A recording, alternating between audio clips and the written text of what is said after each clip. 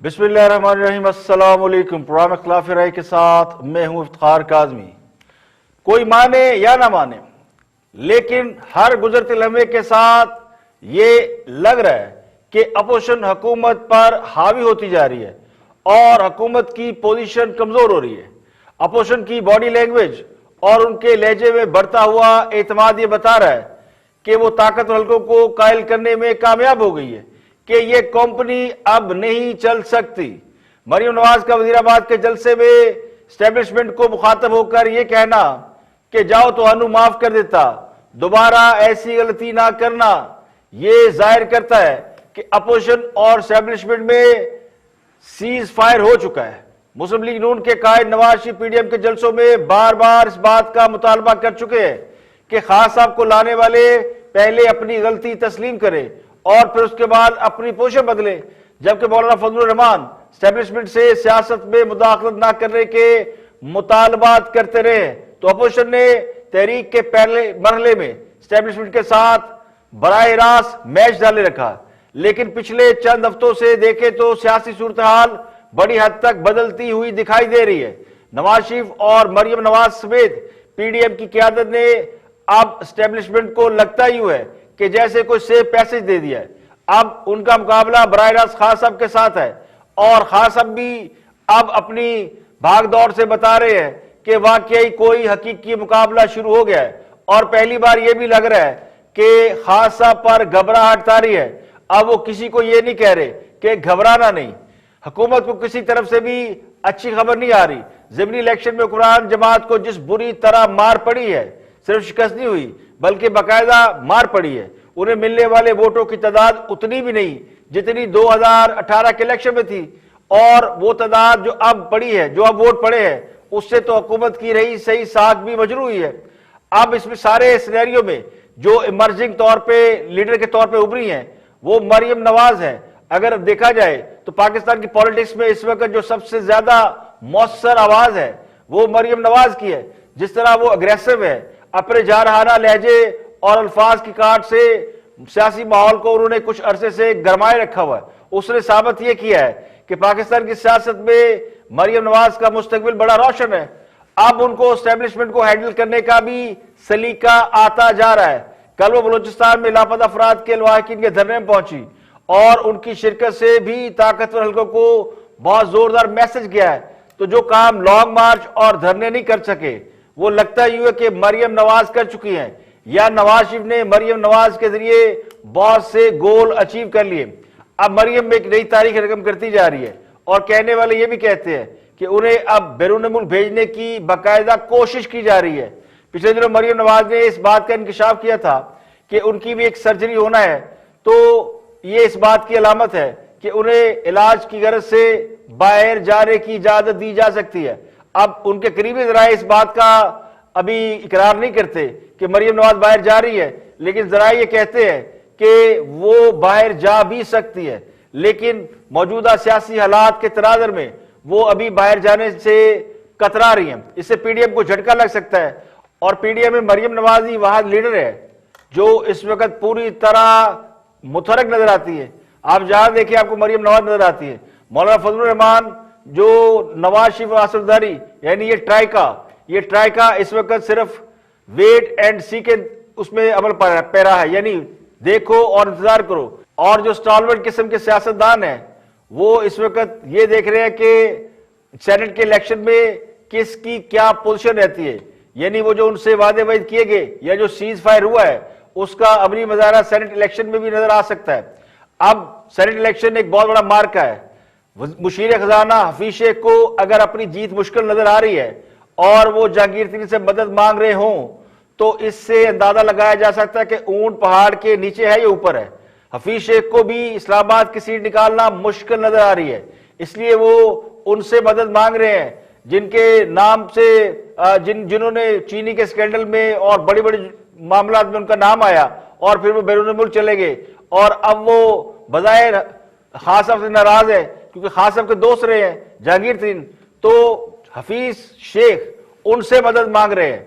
उनकी खबरें भी टीवी पर चलवा रहे हैं ताकि जहांगीर तरीन ग्रुप को यह पैगाम चला जाए कि हफीज शेख और जहांगीर तरीन के ताल्लुकात अच्छे हैं और जहांगीर तरीन हुकूमत की हमायत बेशक न करे मगर हफीज शेख की सीट निकलवा दे, तो ये बहुत बड़ी सीट है जिसके ऊपर मुकाबला है। और अब चूंकि उसमें यूसुफ रजा गिलानी के कागजात नामजदगी भी मंजूर हो गए, तो ये बात तय हो गई है कि हफीज शेख बमुकाबला यूसुफ रजा गिलानी एक बहुत बड़ा मार्का होने जा रहा है। और यही इस बात का फैसला करेगा कि हुकूमत की क्या पोजीशन है और अपोजिशन की क्या पोजीशन है, और क्या ये मामला वोट ऑफ नो कॉन्फिडेंस की तरफ जा सकते हैं।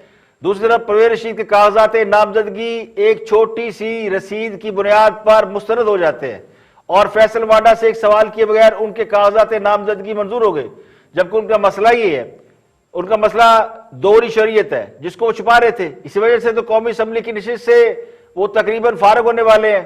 तो बहुत कुछ चल रहा है।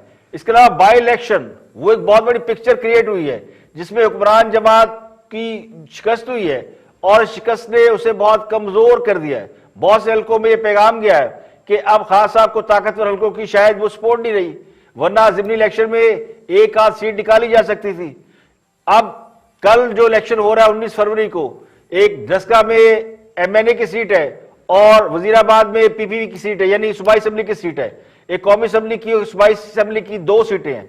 तो उसमें भी हुकूमत को ये रिपोर्ट दी जा चुकी है कि ये दोनों सीटें मुस्लिम लीग नून बासानी निकाल लेगी, जिसके बाद खान साहब ने हर कीमत पर पंजाब में 2 में से 1 सीट कम से कम जीतने के लिए अपने घोड़े दौड़ा लिए हैं। अरकान असम्बली और इंतजामिया मिलकर मुकामी ताजरों, कारोबारी हजरात और इलाके के बासर अफराद पर दबाव डाल रहे हैं कि वो सीट निकालने में हुकूमत की मदद करें। तो मजबूरी तौर पर हुकूमत के लिए जो पिछला बाई इलेक्शन यानी 3-4 सीटों का इलेक्शन हुआ और कल का जो इलेक्शन हुआ वो, और उसके बाद इस्लामाबाद में जो 1-to-1 मैच हो रहा है, ये सारे मार्के बताते हैं कि अब जो है वो लड़ाई 1-to-1 है। और इसमें जो बड़ा किरदार है वो उन ताकतों का है, यानी उन सियासी जमातों का है जिन्होंने इस पूरे माहौल को न्यूट्रलाइज करने की कोशिश की। अब बहुत से लोग ये कह रहे हैं कि अगर इलेक्शन न्यूट्रल हुए तो क्या होगा। अगर इलेक्शन न्यूट्रल हुए तो फिर इस्लामाबाद की सीट यूसुफ रजा गिलानी जीत सकते हैं, ये कहने वाले कहते हैं। और अगर यूसुफ रजा गिलानी जीत गए तो क्या होगा, तो फिर ये होगा कि हुकूमत के खिलाफ vote of no confidence almost तय हो जाएगा। जिस तरह बहुत से लोग कह रहे थे कि शायद लॉन्ग मार्च या धरने की जरूरत ही ना पड़े, तो लगता है यूं कि हालात उसके करीब करीब जा रहे हैं। और आप बात करते हैं सुप्रीम कोर्ट में उस केस की जिसने फैसला ये देना है कि क्या सेनेट इलेक्शन ओपन बैलेटिंग से होंगे या फिर खुफिया रायशुमारी होगी। चीफ जस्टिस पाकिस्तान गुलजार ने इस केस में रिमार्क्स दिए हैं कि मुस्लिम लीग काफ और पीपल पार्टी ने मिसाक जमहूरियत में हॉर्स ट्रेडिंग को तस्लीम किया है। सदारती रहनुमाई समाअत हुई तो चीफ जस्टिस ने सेक्रेटरी इलेक्शन कमीशन से पूछा कि क्या 2021 के लिए कोई हिदायतनामा तैयार हुआ है। सेक्रेटरी इलेक्शन कमीशन ने जवाब दिया कि हालिया सेनेट इलेक्शन के लिए हिदायतनामा अभी जारी करना है। एडवोकेट जनरल पंजाब अहमद अवैस ने दलाइल में कहा कि हिदायतनामा में मुतनासिब नुमाइंदगी और खुफिया वोटिंग का जिक्र है। आर्टिकल 226 के तहत वजीर आजम, वज़ीर आला के अलावा हर इलेक्शन खुफिया राय शुमारी से होगा। वोट डालने का अमल खुफिया नहीं होना चाहिए। मौजूदा हालात में शख्सियत को नहीं, इदारों को मजबूत करना होगा। अरकान असम्बली को सियासी जमातें लेकर आती है जिन्हें मजबूत करना होगा। बिलवास्ता इंतखाबात में अरकान पार्टी डिसिप्लिन के पाबंद होते हैं। माजी में भी गैर कानूनी तरीके से मैंडेट चोरी हुआ। आसिफ जरदारी ने अब भी ये कहा है कि वो सेनेट में सिंध की 10 नशिस्तें जीतेंगे। इनका बयान सिंध सियासी है लेकिन मैंडेट के बरक्स है। इलेक्शन कमीशन का काम करप्शन होने से पहले ही रोकना है। चीफ जस्टिस ने कहा कि आर्टिकल 63A का इतलाक सेनेट इलेक्शन पर नहीं होता। आइन का आर्टिकल 59 सेनेट के हवाले से है जिसमें खुफिया वोटिंग का कोई जिक्र नहीं। अटॉर्नी जनरल का पार्टी के खिलाफ वोट देने पर कोई सजा नहीं। जिस पर पार्टी के खिलाफ वोट देना होता है वो खुलकर दे सकता है। सजा सिर्फ वोटों की खरीदो फरोख्त पर है हो सकती है। जैसे इजाजुल हसन ने कहा आर्टिकल 59 और 226 को मिलाकर पढ़ना होगा। खुफिया रायशुमारी में मुतनासिब नुमाइंदगी ना हुई तो आइन की खिलाफ वर्जी होगी। एडवोकेट जनरल सिंध सुलेमान तालब ने दलाइल दिए। उन्होंने कहा मुतनासिब नुमाइंदगी सेनेट में सूबों की होती है, किसी जमात की नहीं। रेफरेंस में उठाया गया सवाल ही गैर मुनासिब है। हॉर्स ट्रेडिंग का सबने सुना है, किसी के पास शवाहिद नहीं। अखबारी खबरों और वीडियोज तक में हॉर्स ट्रेडिंग होती है। अदालत को सियासी सवालात से दूर रहना चाहिए। चीफ जस्टिस ने टोका आइन बजाते खुद भी एक सियासी दस्तावेज है। आईनी तशरीह करते वक्त अदालत सियासी काम कर रही होती है। क्या इलेक्शन रिजल्ट के बाद वोट का जायजा लिया जा सकता है। एडवोकेट जनरल सिंध ने अपने दलाइल में कहा, गिनती के वक्त वोट को देखा जाता है, तहाँ वोट डालने वाले का इल्म नहीं होता। आइन वोट डालने की शनाख्त जाहिर करने की इजाजत नहीं देता। उन्होंने सवाल किया कि क्या ओपन बैलेट से हार्स रेडिंग खत्म हो जाएगी। चीफ जस्टिस ने कहा कि ओपन बैलेट से हार्स रेडिंग खत्म होगी या नहीं, कुछ कह नहीं सकते। पैसा चलने के शवाहिद सामने आएंगे तो इलेक्शन कमीशन कार्रवाई करेगा। जस्टिस इजाजुल हसन ने रिमार्क दी कि पार्टी लाइन के खिलाफ वोट सामने आने पर इलेक्शन कमीशन तहकीकात कर सकेगा। पैसे का लेन देन ना हुआ तो बात खत्म हो जाएगी। इंतखाबी अमल में करप्शन पर इस्तिस्ना नहीं मिल सकता। इलेक्शन कमीशन को पहले इत्मीनान करना है कि इलेक्शन में गड़बड़ हुई है। जस्टिस उमर तैयब अब्दियाल ने कहा कि इलेक्शन कमीशन के पास बैलेट पेपर से अच्छा सबूत कोई नहीं हो सकता। सबसे पक्का सबूत ही कमीशन के पास ना हो तो क्या कार्रवाई होगी। एडीजी सिंध ने कहा, क्या वोटर की शनाख्त जाहिर होना करप्शन का सबूत है। अदालत को पार्टी डिसिप्लिन को तहफ़्फ़ुज़ देने का कहा जा रहा है। रिश्वत और वोटों को खरीद और फरोख्त इलेक्शन एक्ट के तहत जुर्म है।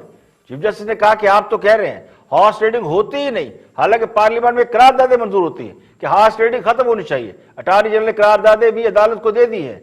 नून लीग और पीपल्स पार्टी ने मिसाक जमहूरियत में हॉर्स ट्रेडिंग को तस्लीम किया है। आपको बतौर नुमाइंदा सिंध हुकूमत सुनने हैं, पीपल्स पार्टी के वकील के तौर पर नहीं। जैसे उमर तैयब अब्दियाल ने कहा, बाज़ी नजर में कोई सबूत हो तो वोटों का जायजा लेने का इख्तियार होना चाहिए।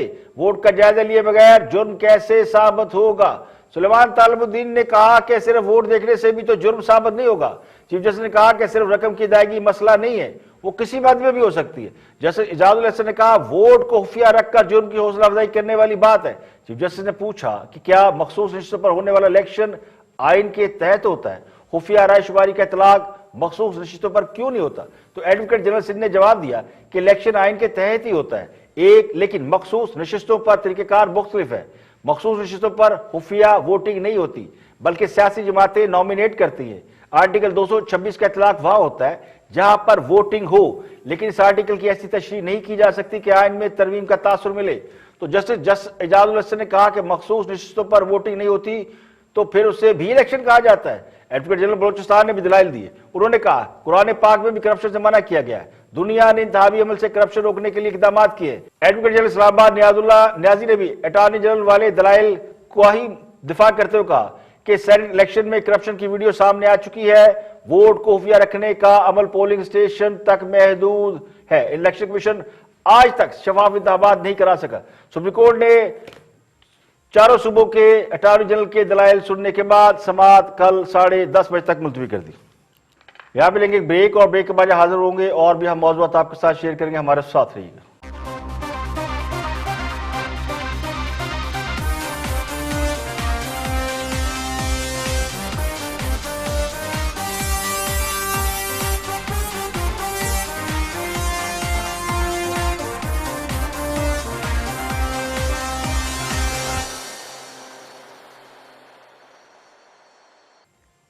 Welcome back. आप देख रहे हैं प्रोग्राम इख्तिलाफ राय और मैं इफ्तिखार काज़मी। ब्रेक के बाद हाजिर खिदमत है, आगे बढ़ते हैं। और वज़ीर-ए-आज़म ने कौम को आज ही खुशखबरी सुनाई है कि उन्होंने अपने दौरे हुकूमत में $6 अरब का बैरूनी कर्जा उतार दिया है। बड़ी अच्छी बात है। जबकि स्टेट बैंक की आज ही की एक रिपोर्ट है जिसके मुताबिक गैर मुल्की कर्जा बढ़कर $115 अरब 76 करोड़ हो गया। यानी एक साल में बैरूनी कर्ज में $5 अरब 1 करोड़ का इजाफा हुआ है।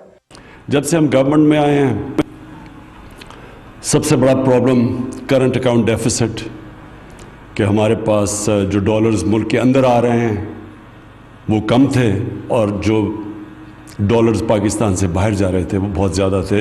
इसका सबसे बड़ा जो इम्पैक्ट होता है वो करेंसी के ऊपर होता है, और जब करेंसी डीवैल्यू होती है तो जो सबसे बड़ा इम्पैक्ट होता है वो उस मुल्क के गरीब अवाम के ऊपर होता है, क्योंकि हर चीज़ महंगी हो जाती है।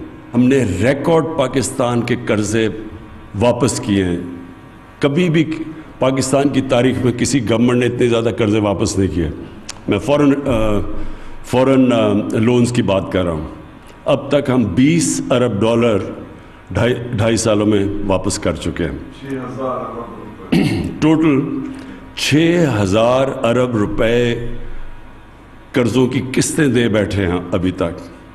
तो ये भी एक मिरेकल है कि आज अल्लाह का शुक्र है कि गवर्नमेंट इतने बड़े कर्जे के बोझ के बावजूद सारे जो हमारे इकोनॉमिक इंडिकेटर्स हैं वो पॉजिटिव हो गए। ये कोई भी नहीं एक्सपेक्ट कर, और उसके अलावा कोरोना का चैलेंज अलग था। तो वज़ीर-ए-आज़म की बात मान लें तो 6 अरब डॉलर कर्ज अदा करने के बाद अगर कर्ज 115 अरब डॉलर है तो इसका मतलब ये है कि कर्जों का वॉल्यूम जो है वो तकरीबन 120-21 अरब डॉलर है। हाँ साहब, जब इक़्तिदार में आए थे तो उस वक्त अदादो शुमार के मुताबिक बैरूनी कर्जे तकरीबन 90 अरब डॉलर थे। नून लीग तो कहती है इससे कम थे, लेकिन जो हुक्मरान जमात का फिगर है, कोटेड फिगर, वो 90 अरब डॉलर था, जो अब बढ़कर 115 अरब डॉलर हो चुका है। तो मौजूदा हुकूमत ने सिर्फ 2.5 साल में 25 अरब डॉलर कर्ज लिया है, यानी 10 अरब डॉलर सालाना के हिसाब से औसतन कर्ज लिया गया है। ये कर्ज मुस्लिम लीग नून और पीपल पार्टी के 10 साला दौर के कर्ज से कहीं ज्यादा है। पीपल पार्टी ने 5 साल में 8.5 अरब डॉलर कर्ज लिया था और मुस्लिम लीग नून ने तकरीबन 10 अरब डॉलर के आसपास प्लस माइनस कर्ज लिया था। मई 2018 का अगर फिगर देखें, जब खान साहब इक़्तिदार में आए थे तो पाकिस्तान में कुल 24,992 अरब रुपए का बैरूनी कर्ज था, जो अब 115 अरब डॉलर हो गया है। तो हुकूमत ने 2.5 साल में तकरीबन 25 अरब डॉलर कर्ज लिया है। तो कर्जों की रफ्तार यही रही, तो इस बात में कोई शक नहीं कि तहरीक इंसाफ अपने दौर हुकूमत में सबसे ज्यादा कर्ज लेने वाली जमात बन जाएगी। और अहम बात यह है कि पिछली हुकूमत को जब घर भेजा गया था तो उन पर जो बहुत बड़ा चार्ज लगा हुआ था वो ये था कि नून लीग ने अपने दौर में बहुत ज्यादा कर्जे लिए। अब हुक्मरान जमात साबिक हुकूमत के हवाले से ये दावे करती रही है कि नवाज शरीफ ने अपने दौर हुकूमत में 30-35 अरब डॉलर का कर्जा लिया, जो हकायक के बिल्कुल बरक्स था। जो स्टेट बैंक के इदारों-शुमार है उसके मुताबिक नून लीग ने 10 अरब 6,660 अरब का कर्ज लिया था, जबकि इससे दुगने कर्ज उन्होंने वापस किए थे। मौजूदा हुकूमत ने 26 अरब डॉलर का कर्ज लेके तकरीबन 6 अरब डॉलर कर्ज देने वापस करने का दावा किया। तो इस सारे फिगर को देखें तो लगता यूं कि अगर तहरीक इंसाफ 5 साल हुकूमत में रही तो एवरेज जो हमें आ रही है 2.5 साल में, 3 साल में 25 अरब डॉलर, तो फिर अगले 2.5 साल में 25 अरब, 50 अरब डॉलर होंगे। तो 50 अरब डॉलर हम अपने कर्जों में इजाफा कर रहे हैं। तो कहना यह था कि वो पिछली हुकूमत को हमने भेजा इसलिए था कि वो कर्जे लेती है, तो अब जो कर्जे ले रहे हैं उस पर वो जो मईशत में बहुत सेमिनार कराते थे और पूरी कौम को बताया जाता था कि मईशत डूब रही है, हम कर्जों के बोझ तरह डूब गए हैं, और पर कैपिटा यानी फी पाकिस्तानी के हवाले से कहा जाता था कि 1,35,000 के कर्ज में डूब गया है। अब वो फिगर भी तकरीबन 2.5-3 लाख का हो गया, तो उसका कोई जिक्र नहीं करता। अब जो असल मसला है वो ये नहीं कि कर्ज ले रही है हुकूमत, असल मसला ये कि साहब हुकूमतों ने कर्जे लिए तो बहुत से प्रोजेक्ट और बहुत से उन्होंने प्रोग्राम जो है वो इंट्रोड्यूस कराए, वो नजर भी आते हैं। मौजूदा हुकूमत जो 25-30 अरब कर्ज ले चुकी है और 6 अरब वापस करने के बाद अगर 19 अरब डॉलर प्लस माइनस करे तो 19 अरब डॉलर से हुकूमत ने ना कोई तरक्याती काम किया है, ना किसी को तरक्याती फंड दिए हैं और ना कोई बड़ा प्रोजेक्ट लगाया है। तो जो असल सवाल ये बनता है कि जो अब कर्जे लिए जा रहे हैं वो आखिर कहां जा रहे हैं, वो कहां खर्च हो रहे हैं। तो ये सवाल अगले चंद दिनों में जरूर सामने आएंगे।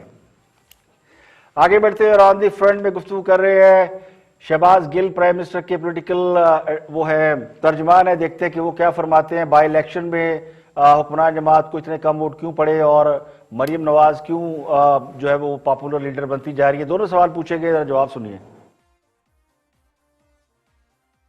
लेकिन उससे आगे बढ़ के अभी ये जो मैं आपके ट्वीट्स देख रहा था, आप लोग मरियम, एक तो ये बता दीजिए कि ये मरियम नवाज साहिबा और नवाज शरीफ साहब नो डाउट अदालत से कन्विक्टेड हैं, जमानतों पे बाहर हैं या बीमारी के उसके ऊपर बाहर हैं, लेकिन इनके जलसे इतने बड़े बड़े क्यों हो रहे हैं? जहां जहां हल्कों पे जा रहे हैं अवाम इनको फिर भी नून लीग की अवाम ही चले कह लें में ये पॉपुलर क्यों हो रहे हैं? इसकी क्या वजह? ये भी गवर्नमेंट की क्या बिस गवर्नेंस है? इसकी वजह से एक कन्विक्टेड ऑपोजिशन, एक कन्विक्टेड लीडरशिप भी पॉपुलर हो रही है और वो फिर अदालतों में भी खुल खुल के बात कर रही है, इतना कॉन्फिडेंस है उनका जिसपे आप ट्वीट्स भी करते हैं। इसकी क्या वजह है कि इनको नून लीग ने एक्सेप्ट किया हुआ अभी भी? देखिए, बात यह है कि किसी भी मुल्क में जब कल्चर आहिस्ता आहिस्ता ख़राब होता है तो उसके जो असरात हैं वो नीचे तक चले जाते हैं।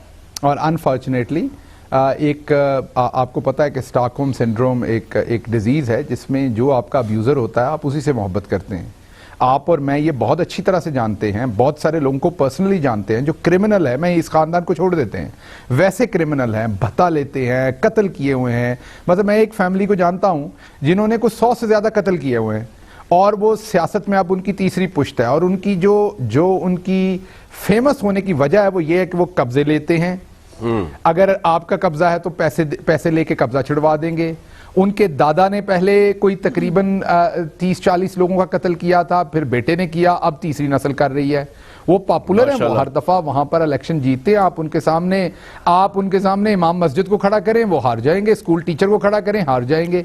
तो क्या अब उनको फॉलो करें? आप नून लीग में मरियम नवाज की पॉपुलैरिटी को कातिलों से मिला रहे हैं? तो कहने का भाई मतलब ये है नहीं, मैंने पहले ही आपको ये कहा, मैंने पहले कहा कि इनको छोड़ दीजिए। मैंने ये आप मेरा वो सेंटेंस आप भूल गए। मैंने कहा इनको साइड पे रखिए, तो हमारी कौम का एक अमूमी वतीरा मैं बता रहा हूं। अब मरियम पे आ जाते हैं। मरियम कौन है जिन्होंने कहा मेरी लंदन तो क्या पाकिस्तान में भी कोई प्रॉपर्टी नहीं है? मरियम कौन है जिन्होंने जिंदगी में कभी 1 मिनट के लिए नौकरी नहीं की या कोई जिंदगी में काम नहीं किया जिससे करके वो अपने आप को प्रूव करें कि वो इस लायक हैं? मरियम कौन है जो कन्विक्ट हुई, कैलबरी क्वीन कहलाई, जिन्होंने एक जाली ट्रस्ट डीड पैदा करके कोर्ट के अंदर दी और उसके ऊपर वो कन्विक्ट होकर एक सजा याफ्ता मुजरमा है, और वो सुप्रीम कोर्ट को बता रही है कि आपने कौन से फैसले करने और कौन से नहीं। इसका मतलब है कि इन्हें जस्टिस कयूम चाहिए जो इनकी मर्जी के फैसले करें, और इन्हें सजाद अली शाह की तरह अगर वो नहीं करेंगे तो ये उन पे हमला कर देंगे। आपका पॉइंट आ गया जी। तारड़ को पैसे देके भेज देंगे, आपका पॉइंट आ गया, जजेस को खरीद बिल्कुल ठीक। पंजाबी में कहते हैं जेड़ा पन्नो लाल है। हुक्मरान जमात को बाई इलेक्शन में जिस बुरी तरह मार पड़ी है, यानी 2018 के इलेक्शन में तहरीक इंसाफ को जितने वोट पड़े थे, अब अगर जब उनकी हुकूमत है इतने वोट भी वो हासिल नहीं कर सके, तो इसका जवाब वो ये दे रहे हैं कि लोग जराइम पेशा लोगों को पसंद करते हैं। तो ये बराह रास्त मेरे नज़दीक अवाम को अब्यूज़ करना है, गाली देना है। यानी अवाम को इतनी अकल नहीं कि वो जराइम पेशा अफराद की मोहब्बत में गिरफ्तार होकर वोट दे रहे हैं। अगर यही मौक़िफ़ दूसरी तरफ से अपना लिया जाए तो फिर खान साहब को तो 1,70,00,000 वोट मिले हुए हैं, तो क्या खान साहब के फॉलोअर भी वो जो है अकल से पैदल है और वो भी इसी किस्म के सहार में मुब्तला है? अब खान साहब ने जो हमारे साथ जुल्म किया वो तो छोड़ दे के वादे किए, या जो भी उन्होंने कौम के साथ एक तब्दीली का वादा किया था उसको तो छोड़ दे, वो तो अपनी जगह गिला शिकवा रहेगा। लेकिन जो सबसे बड़ा जुल्म ढाया है वो खान साहब ने ये किया कि चुन चुन कर ऐसे लोग अपने साथ रखे हैं जो खुद तो कौंसिल का इलेक्शन भी नहीं जीत सकते, लेकिन रोज अवाम के जख्मों पे नमक छिड़कने के लिए आ जाते हैं। यानी कोई कुछ भी कहता रहे, उन्हें इस बात की परवाह नहीं, सवाल चना करे जवाब गंदम आता है। तो बेशक खान साहब वादे पूरे नहीं कर सके, लेकिन खुदा के लिए कौम की ऐसे दानश्वरों से तो जान छुड़ा दे जो इस तरह की लॉजिक दे के खुद खान साहब के लिए वो कहते हैं ना उनकी पॉपुलैरिटी को या उनके लिए गड़ा खोद रहे हैं। यहां पे लेके एक ब्रेक, और ब्रेक के बाद वापस आएंगे और भी हम मौजूद आपके साथ शेयर करेंगे। हमारे साथ रहिएगा।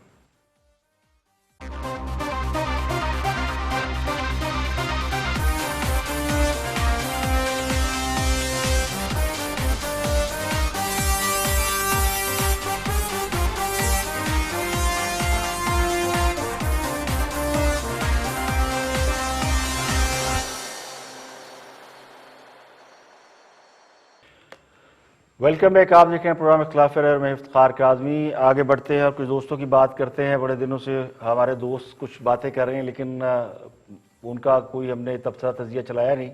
देखते हैं कि अब उनका मौजूद सुखन है क्या। Watch this. जो कान में बात कही गई थी उसका फिर कोई पॉजिटिव रिस्पांस नहीं मिला? नहीं, वो नहीं मिलना अब, क्योंकि सब स्कैंडलाइज किया गया है जी। यानी इंसानी हमदर्दी के मामले को भी उसको एक सियासी पॉइंट स्कोरिंग करके, और आप दंदनाते फिर रहे हैं, गालियां दे रहे हैं, घटिया का लफ्ज आम यूज किया जाता है। मैं वो रिपीट नहीं करना चाहता कि जो लैंग्वेज इस्तेमाल की जा रही है, अपनी ट्वीट हो, बयान हो, तकरीरें हो, तो ये काबिल कबूल नहीं है। और कोई भी इतना मतलब है गिरा हुआ नहीं है कि इनके यानी हमले और गालियां और मुल्क के मफादात को नुकसान के बावजूद यानी इनके जो हमायती हैं दानिश्वर साहिबान, अगले दिन लाहौर में वो किसी जगह इकट्ठे हुए तो उनका ये था, लुबे लुबाब ये था कि बाकी ठीक है। जब उनको कह दिया गया ना धांधली हुई है 2018 में, जो साहब मुखातब थे दूसरी तरफ से, उनका मैं खुद इंचार्ज था इतने इलाके में, तो वहां का तो मैं हलफ देता हूं कि हमें किसी किस्म की कोई इंस्ट्रक्शन नहीं धांधली थी ना कोई। अगर हाँ इलेक्शन मैनेजमेंट के लिए पहले क्या हुआ बाद में वो उनका उनसे पूछे। तो साहब मतलब वो लोग जो वहां बैठे हुए थे, बात- भारी भरकम भी और हर तरह के, जरा वो मजीद ये चाहते थे कि जी आप बता दें कि मजीद- फौज किस दिन इमरान खान को निकाल रही है। मजीद एक तो उन्होंने कहा जी हमारा तो कोई ताल्लुक। देखिए, सवाल यह कि 2.5 साल बाद किसी को इस बात की जरूरत क्यों पड़ रही है कि वो लोगों को इस बात का यकीन दिलाए कि 2018 के इलेक्शन में धांधली नहीं हुई, तो फिर इस बात की दाद देना तो बनती है, और ये दाद उन सियासी जमातों को देना पड़ेगी जो ताकतवर लोगों को उस मुकाम पर ले आए हैं कि अब वो वजाहतें देते फिर रहे हैं, और उन्हें वजाहतें दे रहे हैं जिन्हें जुम्बश अबरू से कंट्रोल करते रहे। वरना किसी की तो इतनी जरूरत कभी नहीं हुई कि उनसे सवाल ही पूछ सके, और अब वो अपनी पोजीशन क्लियर कर रहे हैं, सफाइयां दे रहे हैं। लेकिन जिन लोगों ने मिसगाइड किया, झूठा प्रोपेगेंडा किया, कंफ्यूजन फैलाई, वो आज भी बाज नहीं आ रहे। कल भी वो ये कहकर प्रोवोक करते रहे कि जनाब देखिए अपोजिशन आपको गालियां निकाल रही है, फला बंदा आपको गालियां निकाल रहा है, वो बुरा भला कह रहा है। आज भी वो यही सौदा बेचने की कोशिश कर रहे हैं। तो उनका वहम यह है कि जैसे कल उनका दाव चल गया था, आज भी चल जाएगा। लेकिन मेरे ख्याल में, मेरा गुमान ये है कि ये उनकी गलत फहमी है। अल्लाह बड़ा बेनियाज है जो झूठ के पर्दे चाक करता चला जा रहा है। यही वजह है कि बहुत से लोगों को अपनी बहुत सी गलतियों का एहसास हो रहा है और वो उसका मदावा कर रहे हैं। इन्ना लिल्लाहि व इन्ना इलैहि राजिऊन। मुशाहिदुल्लाह खान इंतकाल कर गए। मुशाहिदुल्लाह खान पाकिस्तान की सियासत में एक बहुत बड़ा नाम, उन जैसे वफादार, निडर और दलेर लीडर बहुत कम देखने को मिलते हैं। उनकी वफात से यकीनी तौर पर सियासत में एक बड़ा खला पैदा हो गया। मुशाहिदुल्लाह खान वो सियासतदान है जिनका शेरी ज़ौक़ उनकी सियासत का एक बहुत बड़ा हिस्सा रहा है। नरम लहजे में अल्फाज की काट ऐसी कि बड़े बड़ों के पसीने छूट जाते थे। मुशाहिदुल्लाह खान 1953 में पैदा हुए और एक आम घराने में पैदा हुए, और एक तवील उन्होंने PIA की एक यूनियन से, प्यासी से अपना सियासत का सफ़र शुरू किया, और फिर वो वजीर बने, सेनेटर बने, और उनका ये बड़ा लंबा सफ़र रहा जो उनके अज़्म हिम्मत और हौसले की दास्तान है। हमारे दोस्त रहे, बड़ी बड़ी उनसे मुलाकातें रही, उनके पास बहुत सी अंदर की बातें हम मौजूद होती थी, और वो इतने बेबाक और जुर्रत इजहार रखने वाले शख्स थे कि मुखालफिन भी उनके जुर्रत इजहार की दाद दिए बगैर नहीं रह सकते थे। तो मुशाहिदुल्लाह खान नवाज शरीफ के खासे करीबी साथियों में थे, और उन साथियों में से थे जो मुश्किल वक्त में हमेशा उनके साथ रहे। कई बार वो अरेस्ट भी हुए, कई बार उन पर मुकदमात बने, लेकिन उन्होंने अपनी जमात का साथ नहीं छोड़ा। तो उनको एक दबंग सियासतदान के तौर पर याद किया जाता है, जाना और माना जाता रहेगा। तो उनका शुमार मुस्लिम लीग नून के सीनियर रहनुमा में होता था।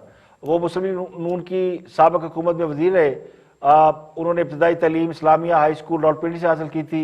बहुत से लोग उन्हें शायद इतना नहीं जानते कि वो रावलपिंडी के रहने वाले थे। गॉर्डन कॉलेज से उन्होंने ग्रेजुएशन मुकम्मल किया, फिर उन्होंने उर्दू लॉ कॉलेज कराची से लॉ की डिग्री हासिल की। और मुस्लिम लीग नून की रहनुमा मरियम नवाज भी उनके जनाजे पे गया, आज उन्हें सुपुर्द खाक कर दिया गया। तो उन्होंने इस बात का वहाँ पे इतराफ़ किया कि मुशाहिदुल्लाह खान जो है वो बहुत ही सीजन पॉलिटिशियन थे, और उन्होंने इनके इंतकाल से उन्हें खासा सदमा पहुंचा है। उन्होंने कहा कि मुशाहिदुल्लाह खान ने उनकी जो सियासी तरबियत है मरियम नवाज की, वो सियासी तरबियत में उन्होंने खासा हिस्सा लिया। और अहम बात यह कि मुशाहिदुल्लाह खान के इंतकाल पर ना सिर्फ मुस्लिम लीग नून के लोग बल्कि हुकूमत के बहुत से लोग, खुद हुकूमत के PTI के बहुत से लोग अफसोस का इजहार करें। वो सेनेट के अंदर जो मौजूदा सेनेट है उसमें एक बड़ी वाइब्रेंट, बड़े वोकल आवाज़ थी, और अल्लाह ताला उनको अगरी के रहमत करे। वो अपने बीमार थे, काफ़ी अर्सा से वो अलील थे। अब उनका कल इंतकाल हुआ, आज उनको सुपुर्द हक कर दिया गया। तो हक मगफरत करे, अजीब आज़ाद मर्द थे, और उनकी यादें रहेंगी। मीडिया का दौर है तो उनके बहुत से क्लिप, उनकी बहुत सी बातें हमारे पास एविडेंस के तौर पर मौजूद है। किसी दिन वो आपके साथ ज़रूर शेयर करेंगे। आज के लिए इतना ही। कल फिर हाजिर होंगे मजीद खबरों, तबसरों, तजज़ियों के साथ। प्रोग्राम इख्तिलाफ राय से इफ्तिखार काज़मी को इजाज़त दें। अपना बहुत बहुत ख्याल रखिएगा।